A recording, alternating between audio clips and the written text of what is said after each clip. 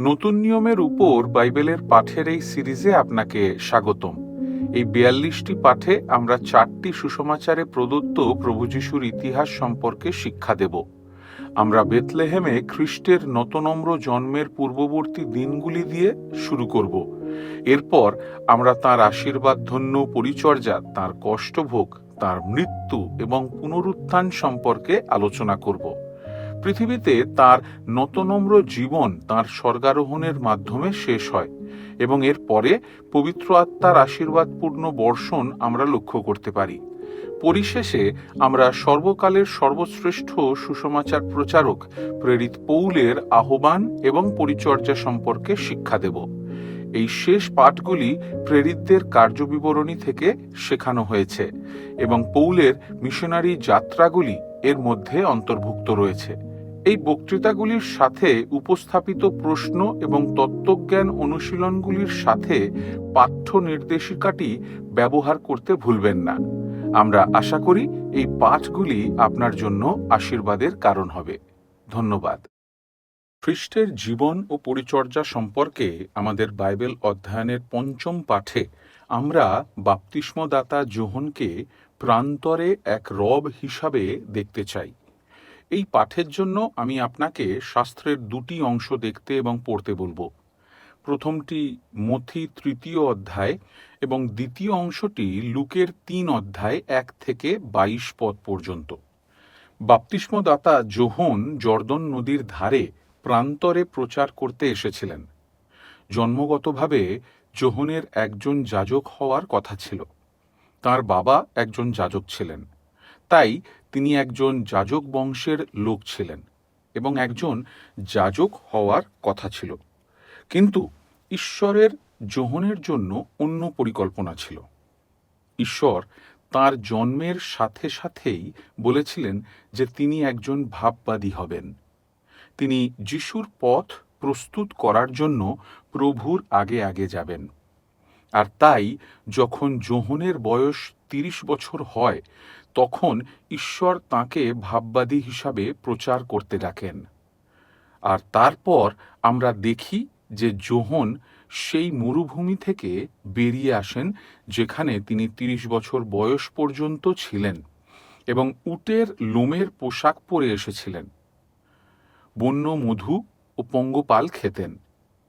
ওহো, আমরা কল্পনা করতে পারি যে যোহন যখন জর্দন নদীর ধারে প্রচার করছিলেন, তখন অনেক লোক কৌতূহলবশত এসেছিলেন, কারণ এই অদ্ভুত চেহারার লোকটি জর্দন নদীর ধারে দাঁড়িয়েছিল। আমরা যেমন আশা করি তেমন মন্দিরে বা কোনো সমাজগৃহে নয়, কিন্তু তিনি মরুভূমিতে প্রচার করছিলেন। সেখানেই লোকেরা তাঁর কথা শুনতে আসে। যোহনের প্রচার আসলে খুবই সহজ ও সরল ছিল। অনুতপ্ত হও, কারণ ঈশ্বরের রাজ্য কাছে এসে গেছে। তাই যোহন ত্রাণকর্তা হিসাবে প্রভু যিশুর আসার পথ প্রস্তুত করেছিলেন। তিনি লোকেদের অনুতপ্ত হতে আহ্বান জানিয়েছিলেন। এই অনুতপ্ত হওয়ার অর্থ কি? তাহলে আপনার স্বীকার করতে হবে যে আপনি কিছু ভুল করেছেন, আপনি পাপ করেছেন। যোহন এখানেও এটি শিক্ষা দিচ্ছেন, তোমরা অনুতপ্ত হও, কারণ ঈশ্বরের রাজ্য সন্নিকট। আর তাই তিনি বলেন যে প্রভু যিশু তাদের পাপ থেকে অনুতপ্তদের উদ্ধার করার জন্য ত্রাণকর্তা হিসাবে আসতে চলেছেন। আর তারপর আমরা দেখতে পাই যে যোহনের বার্তায় বিশ্বাস করে এমন অনেকেই ছিলেন যারা তাদের পাপ স্বীকার করেছিল। আর তারপর যোহন তাদের জর্দন নদীতে বাপ্তিস্ম দেন। যোহনের সেই বাপ্তিস্ম হল অনুতাপের বাপ্তিস্ম। যারা স্বীকার করেছিল যে তারা পাপ করেছে এবং যারা অনুতপ্ত হতে চেয়েছিল, তারা জর্দন নদীতে বাপ্তিস্ম নিয়েছিল। আমরা জানি যে যারা বাপ্তিস্ম নিয়েছিল তাদের সকলেই প্রকৃত অর্থে অনুতপ্ত হয়নি। তাদের অনেকের কাছে এটি একটি বাহ্যিক ক্রিয়াকলাপ ছিল। এটি পাপের শাস্তির জন্য দুঃখ প্রকাশ করেছিল, কিন্তু পাপের জন্য দুঃখ প্রকাশ ছিল না, তবুও যোহন প্রতিদিন বাপ্তিস্ম দিতেন, যারা এসে অনুতপ্ত হয়েছিল, এবং তিনি দিনের পর দিন প্রচার করতে থেকেছিলেন। তাই আরও বেশি সংখ্যক লোক তাঁর কথা শুনতে আসত। এমনকি একদিন তিনি সদ্দুকীদের এবং ফরিসীদের আসতে দেখেন। আমরা কল্পনা করতে পারি কেন তারা আসছে। তারা এই প্রচারকের কথাও শুনেছে, এবং তারা ভাবছে যে সে কে এবং কেন জর্দন নদীর ধারে প্রচার করছে। প্রচার করার অধিকার তার নেই। তাই তারা তার কথা শুনে এবং তাকে তিরস্কার করতে চেয়েছিল। কিন্তু যখন যোহন তাদের আসতে দেখেন, তখন তিনি ইতিমধ্যেই জানেন যে তারা কারা। তিনি বলেন, ও হে সাপের বংশ, কে তোমাদের আসন্ন ক্রোধ থেকে পালাতে সতর্ক করেছে? ও হে, আপনারা কি এখানে যোহনের সেই সাহসকে লক্ষ্য করতে পারলেন, যার দ্বারা তিনি ফরিসি এবং সদ্দুকীদের, যিহুদি ধর্মের নেতাদেরকে সাপের বংশ, মারাত্মক বিষাক্ত সাপ বলে ডেকেছিলেন? তিনি সেখানে স্পষ্টভাবে বলেছেন যে সদ্দুকীদের এবং ফরিসীদের ধর্ম আসলে একটি বিষ। তাদের ধর্ম সত্য নয়, তাদের ধর্ম যিশুর দিকে ইঙ্গিত করছে না, এটি ব্যবস্থা পূরণের মাধ্যমে আজ্ঞা পালন করার দিকে ইঙ্গিত করছে। তাই তিনি বলছেন, ওহে সাপের বংশ, কে তোমাদের আসন্ন ক্রোধ থেকে পালাতে সতর্ক করেছে? তারপর আমরা যা শুনেছি তার দিকেও ইঙ্গিত করেছেন। যীশু খ্রিস্ট ইসরায়েলে অনেকের পতন এবং উত্থানের জন্য আসবেন। তাই যোহন এবং যিশুর প্রচারের দ্বারা অনেক লোক নিন্দিত হবে। আর যোহন এই ফরিসি এবং সদ্দুকীদেরও এটিই বলেছেন। তিনি বলেছেন, গাছের গোড়ায় ইতিমধ্যেই কুড়ুল লাগানো আছে, আর যে গাছ ভালো ফল দেয় না সে গাছ কেটে ফেলা হবে। তাহলে আমরা প্রকৃতি থেকেও জানি যে যদি এমন একটি গাছ যা কিছুকাল পরে ভালো ফল দেয় না, তাহলে আমরা তা কেটে ফেলব, কারণ এটি কেবল মাটিকে আটকে রাখছে। এর কোনো মূল্য নেই, এর কোনো লাভও নেই। যোহন বলেন, কুড়ুল গাছের মূলে আমাদের জীবনের গাছের গোড়ায় লাগানো আছে। আর তা কি কাজ করে? এটি ঈশ্বরের বাক্য। ঈশ্বরের বাক্য যা আমাদের পরিত্রাণের জন্য জ্ঞানী করে তুলতে পারে। যদি তা আমাদের অনুতাপের দিকে পরিচালিত না করে, তাহলে তা চিরকাল আমাদের বিরুদ্ধে থাকবে। তারপর আমাদের জন্য বিচার হবে এবং আমাদের জীবন কেটে ফেলা হবে, এবং আমরা চিরকালের জন্য সেই অনন্ত আগুনের গর্তে নিক্ষিপ্ত হব। আর এটি যোহনের বার্তা, যা সদ্দুকী এবং ফরিসীদের জন্য তিনি বলেছিলেন। তিনি বলেন, এক যোগ্য অনুতাপ ফল ধারণ করে। তিনি বলেন, এটি সুসমাচারের বার্তা, এটি হলো অনুতাপ। প্রভু যিশুতে বিশ্বাস করো এবং তাঁর আদেশ পালন করো। সর্বোপরি ঈশ্বরকে এবং তোমার প্রতিবেশীকে নিজের মতো ভালোবাসো। কিন্তু তারপর আমরা লোকেদেরকে যোহনের কাছে এসে বলতেও শুনি, তাহলে আমাদের কি করতে হবে? তারপর যোহন বলেন, আচ্ছা, যদি তোমার দুটি জামা থাকে, তাহলে তোমার দুটি জামার প্রয়োজন নেই। অনেক লোক আছে যাদের একটিও নেই। তাই তোমাদের মধ্যে যাদের দুটি জামা আছে, তারা যাদের নেই তাদের একটি দাও। এটি আপনার এবং আমার জন্য একটি বার্তা। আমাদের যা আছে তার সব কিছুর প্রয়োজন নেই। ঈশ্বর আমাদেরকে অনেক উপকার সহকারে আশীর্বাদ করেছেন, কিন্তু প্রতিবেশীকে ভালোবাসাতে এবং তাদের যা প্রয়োজন তা দিতেও তিনি শেখান। কিন্তু তারপর আমরা দেখি যে কর আদায়কারীরা যোহনের কাছে আসে এবং বলে, কিন্তু তাহলে আমাদের কি করতে হবে? আচ্ছা, প্রথমে আমাদের বুঝতে হবে যে এই কর আদায়কারীরা কারা। যিহুদারা তাদের ঘৃণা করত, এবং রোমীয়দের জন্য তারা যিহুদিদের থেকে কর আদায় করত। সত্যি বলতে যিহুদিদের তাদের ঘৃণা করার কারণ ছিল, কারণ এই কর আদায়কারীরা অনেকেই তাদের নিজস্ব লাভের জন্য তা করছিল। তারা লোকেদের থেকে অনেক বেশি টাকা আদায় করত। লোকদের যতটা কর দেওয়ার কথা ছিল তার চেয়ে তারা বেশি কর আদায় করত। তারপর তারা এর কিছু অংশ নিজেদের জন্য রাখত এবং এইভাবেই তারা ধনী হয়ে উঠত। কিন্তু এখন যখন তারা যোহনের কাছে আসে এবং যোহন তাদের বলে প্রাপ্যের চেয়ে বেশি কর আদায় করবে না, যোহন এটি বলেননি আপনি একজন কর আদায়কারী হবেন না। আপনি হয়তো একজন কর আদায়কারী নাও হতে পারেন, কিন্তু তিনি বলেন মানুষের সাথে লেনদেনে তোমাকে সৎ হতে হবে। এটিও অনুতাপের ফল। কিন্তু তারপর আমরা সৈন্যদের যোহনের কাছে আসতে দেখি। তারা জিজ্ঞাসা করে, তাহলে আমাদের কি করা উচিত? তারপর তাদের প্রতি যোহনের বার্তা হলো, কারো প্রতি সহিংসতা করো না এবং তোমার মজুরিতে সন্তুষ্ট থেকো।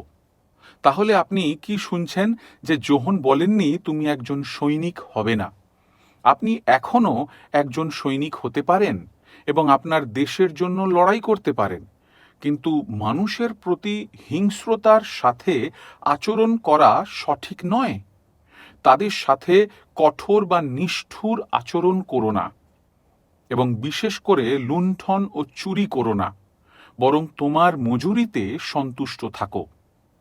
আচ্ছা, লোকেরা ভাবতে শুরু করে যোহন কি সত্যিই খ্রিস্ট?